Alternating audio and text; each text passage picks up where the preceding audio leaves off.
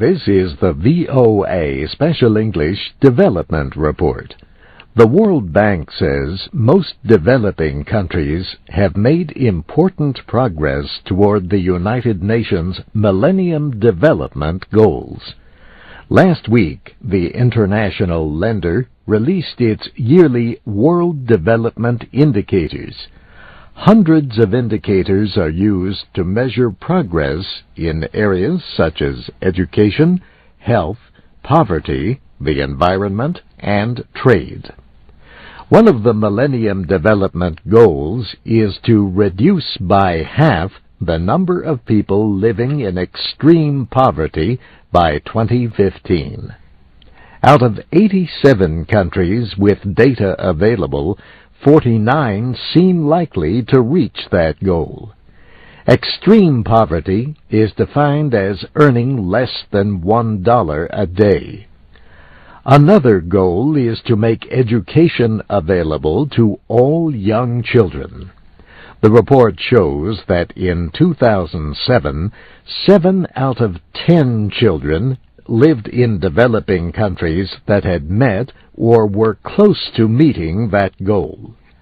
Also, 39 countries have achieved or are likely to achieve the goal of reducing child death rates. The target is a 2/3 reduction by 2015. And the report from the World Bank shows the first reduction in AIDS-related deaths. But even with all the progress, there is still a long way to go to reach all 8 goals approved by world leaders 10 years ago. This is especially true in sub-Saharan Africa, which falls behind on all of the goals. Eric Swanson is a program manager for the World Development Indicators. You have had a decade or more in Africa, a very slow economic progress in the 90s. You've had civil war and other disruptions, and you've had poor governance in many countries. That has not allowed the economy to grow, and in particular has not allowed poor people to share in the benefits of growth. Still, he points to some hopeful signs, including a large reduction in the child death rate in Malawi.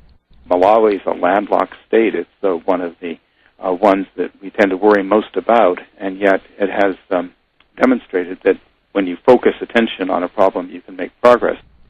Last week, the World Bank also launched a new open data initiative.